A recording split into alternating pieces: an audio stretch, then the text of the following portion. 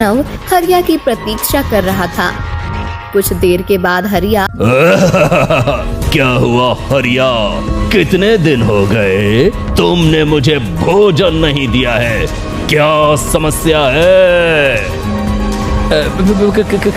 कुछ नहीं, वो जंगल में जाकर शिकार करना कभी कभी थोड़ा मुश्किल होता है, इसलिए आप चिंता मत कीजिए, मैं कल आपको अवश्य भोजन कराऊंगा। देखो, अगर कल तुम शिकार लेकर नहीं आए तो मुझे कुएं से बाहर आना पड़ेगा, और मैं कुएं से बाहर आ गया तो वो तुम्हारे लिए अच्छा नहीं होगा। हाँ। हरिया अब सोच में पड़ जाता है। उसे लगने लगता है कि खजाने के लालच में उसने दानव की बात मानकर कहीं गलती तो नहीं कर दी। अगले दिन भी उसे शिकार नहीं मिलती और दानव का गुस्सा आसमान छू लेता है। हरिया डर के मारे कुएं के पास नहीं आता। दानव हरिया की राह देखकर कुएं के बाहर आता है। दानव गांव में घूमने लगता है। इतने बड़े दानव को देखकर सभी गांव वाले डर जाते हैं। तभी वहां से राजकुमारी मालिनी जा रही थी। उसने उस दानव को देखा और अरे ये क्या, इतना बड़ा दानव कहाँ से आया? ये तो हमारी प्रजा को आहत कर देगा। राजकुमारी दानव के सामने आती है और दानव, तुम क्यों मेरी प्रजा को परेशान कर रहे हो? मैं उस व्यक्ति को ढूंढ रहा हूँ। जब तक मुझे वो नहीं मिलता तब तक मैं सबको ऐसे ही परेशान करूँगा। नहीं, मैं तुम्हें मेरी प्रजा को परेशान नहीं करने दूंगी। मैं अभी जाकर महाराज को सब बता देती हूँ। राजकुमारी महल जाने के लिए लौटती है। तभी दानव राजकुमारी को पकड़ लेता है। छोड़ो मुझे, छोड़ो, कोई मेरी रक्षा करो, कोई बचाओ, मेरी रक्षा करो। अरे वो देखो, वो दानव राजकुमारी को पकड़ कर ले जा रहा है। मैं जाकर महाराज को सब बताता हूँ। माधव भागकर महाराज गोवर्धन के पास आता है। महाराज, महाराज, क्या हुआ? ऐसे भागते हुए क्यों आए राजमहल में? महाराज, एक बहुत बड़ा दानव गांव में आया था। वो राजकुमारी को उठा कर ले गया है। क्या? एक दानव? परंतु गांव में दानव कैसे आ सकता है? वो तो कुछ पता नहीं महाराज। उस दानव ने पूरे गांव में अफरा तफरी मचाई थी। पेड़ उखाड़ कर फेंक दिए थे। जब राजकुमारी ने उसे रोकने का प्रयास किया तब वो दुष्ट दानव हमारी राजकुमारी को पकड़ कर ले गया। क्या उसका इतना दुस्साहस? मंत्री जी, सबको, हर एक प्रजानन को राजमहल के बाहर उपस्थित होने को कहिए। मैं सबसे पूछना चाहता हूँ, किसी ने तो उसे राजकुमारी को कहीं लेकर जाते हुए देखा होगा। मंत्री जी पूरी प्रजा में घोषणा करते हैं। क्या हुआ होगा? महाराज ने सबको ऐसे क्यों बुलाया है? अरे बेटा, चलो, तुमने घोषणा नहीं सुनी? महाराज ने सबको बुलाया है। हाँ माँ, सुना, लेकिन समझ नहीं आ रहा है कि महाराज ने सबको क्यों बुलाया होगा। अरे उसके बारे में यहाँ बैठकर सोचने से क्या फायदा है? वहाँ जाकर सब पता चल जाएगा। सब लोग राजमहल के प्रांगण में एकत्रित होते हैं। फिर आज हमारे राज्य में एक बहुत ही दुखद घटना घटित हुई है। हमारी राजकुमारी को एक दानव उठा कर ले गया है। मैं आप सबसे पूछना चाहता हूँ कि किसी ने भी यदि उस दानव को कहीं जाते हुए देखा होगा तो तुरंत बता दीजिए। इससे हमें राजकुमारी को ढूंढने में आसानी होगी। महाराज, हमने तो उस दानव को राजकुमारी को उठाते हुए देखा है। वो अचानक से गायब हो गया, तो फिर पता कैसे चलेगा कि वो कहाँ गया होगा? परंतु वो यहाँ आया कैसे? यही एक बहुत बड़ा प्रश्न मेरे सामने आ रहा है। आज से पहले तो कभी हमारे राज्य में ऐसी विचित्र घटना कभी नहीं हुई है। महाराज की चिंता को देखकर हरिया को अब अपनी गलती का एहसास होने लगता है।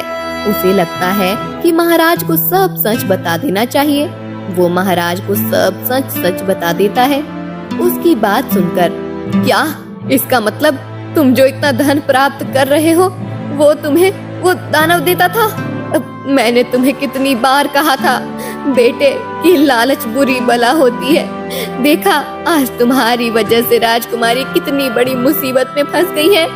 आप सत्य कह रही हैं माताजी। आज इसके कारण ही मेरी पुत्री को वो दानव उठा कर ले गया है। मुझे क्षमा कर दीजिए महाराज, उस खजाने को देखकर मेरे मन में लालच ने घर कर लिया था। मैं भी क्या करता, इतने सालों की गरीबी को मिटाने का मेरे सामने एक अच्छा अवसर था, इसलिए तुमने बिना कुछ विचार किए उस दानव की बात मान ली। एक बार भी ये नहीं सोचा कि वो दानव कितना भयानक हो सकता है। माताजी, आप इसकी माँ होकर ऐसा विचार कर रही हैं, ये देखकर मुझे बहुत प्रसन्नता हो रही है। अपने बेटे को अपराध का बोध हो, इसीलिए आप इसे दंड देने को कह रही हैं। परंतु अभी मुझे इसे दंड देने से अधिक महत्व राजकुमारी को ढूंढने को देना है। हरिया, बताओ वो दानव अभी कहाँ होगा? महाराज वो दानव उस कुएं में ही रहता है। उस कुएं के अंदर एक गुफा है, उसी में उसका वास्तव्य है। हरिया, तुम्हारे कारण राजकुमारी इस मुसीबत में फंसी है, इसीलिए तुम ही राजकुमारी को उस दानव से मुक्त करा कर लाओगे। महाराज मैं कैसे उस दानव को परास्त कर सकता हूँ? तभी वहाँ एक साधु आते हैं। महाराज उस गुफा में दानव है, परंतु वहाँ जाकर उसे मारने का कोई लाभ नहीं है। तो फिर मुनिवर, उस दानव से मैं मेरी पुत्री को मुक्त कैसे करूं? उस दानव की सारी शक्ति एक मगरमच्छ में है। उस मगरमच्छ में उस दानव के प्राण हैं। जब वो मगरमच्छ मृत्यु को प्राप्त हो जाएगा, तब कुएं की गुफा के अंदर ही दानव भी नष्ट हो जाएगा। कहाँ है वो मगरमच्छ? आपके राज्य के उत्तर दिशा में जो नदी है, उसी में वो मगरमच्छ रहता है। ठीक है, मैं अभी जाकर उस मगरमच्छ को मार डालता हूँ और अपनी पुत्री को मुक्त करता हूँ। नहीं, आप उस मगरमच्छ को नहीं मार सकते महाराज।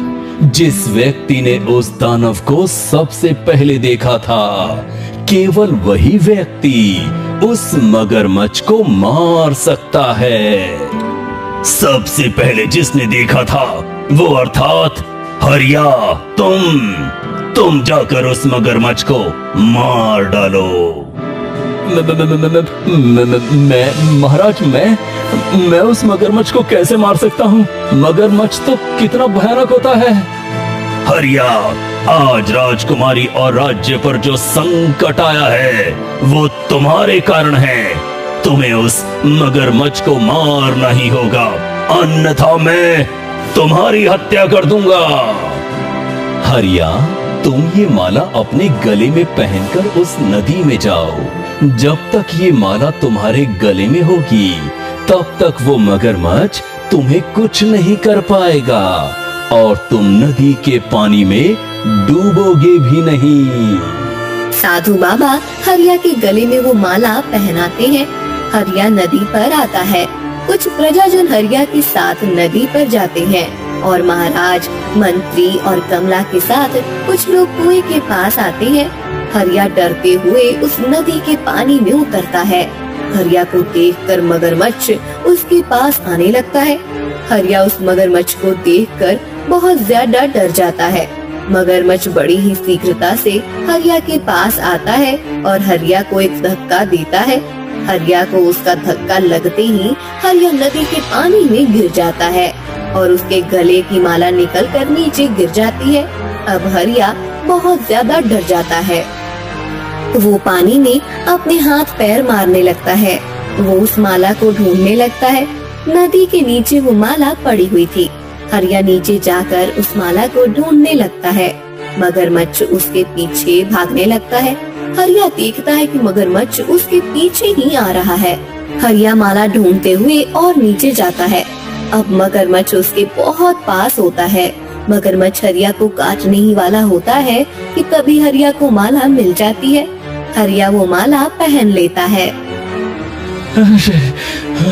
अभी अगर मुझे ये माला नहीं मिलती तो मेरा अंत निश्चित था। कितना भयानक है ये मगरमच्छ।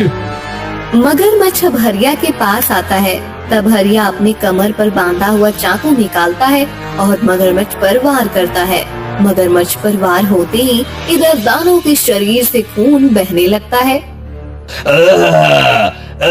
नहीं, किसी ने मेरे मगरमच्छ को मारा है। हरिया, तुमने मुझे धोखा दिया है। तुमने ये ठीक नहीं किया। हरिया बार बार मगरमच्छ पर वार करता है। मगरमच्छ की मृत्यु हो जाती है और कुएं के अंदर दानव भी नष्ट हो जाता है। दानव के नष्ट होते ही वो कुआं गायब हो जाता है और राजकुमारी महाराज के सामने आ जाती है। पुत्री, तुम ठीक हो? हाँ पिताश्री, कुछ समय के बाद वो दानव मुझे खाने ही वाला था, परंतु तभी अचानक उसके शरीर से खून बहने लगा और थोड़े ही समय में वो नष्ट हो गया। हाँ, हरिया ने उसके प्राण जिसमें बसते थे उस मगरमच्छ को मार डाला। इसी कारण से वो दानव भी नष्ट हो गया है। हरिया भी वहाँ आता है। राजकुमारी को वहाँ सही सलामत देखकर हरिया खुश हो जाता है। हरिया, तुमने जो अपराध किया था उसका निवारण तुमने कर दिया है, इसलिए मैं तुम्हें क्षमा करता हूँ। महाराज, मैं समझ गया हूँ कि मैंने उस दानव की बात मानकर बहुत बड़ी भूल कर दी थी। उस खजाने को पाने के लिए मैंने सबके लिए संकट निर्माण किया था। हाँ, परंतु तुमने ही उस मगरमच्छ को मारकर उस दानव का अंत किया है। तुम्हें अपनी गलती का एहसास भी हुआ है, इसलिए मैं तुम्हें इतना धन देता हूँ कि तुम्हें कभी भी फिर किसी खजाने को प्राप्त करने का लालच न हो। महाराज हरिया को बहुत सारा धन देते हैं। हरिया अब अपनी माँ के साथ बड़े घर में रहने लगता है। दानव के अंत के साथ हरिया के लालच का भी अंत हो जाता है।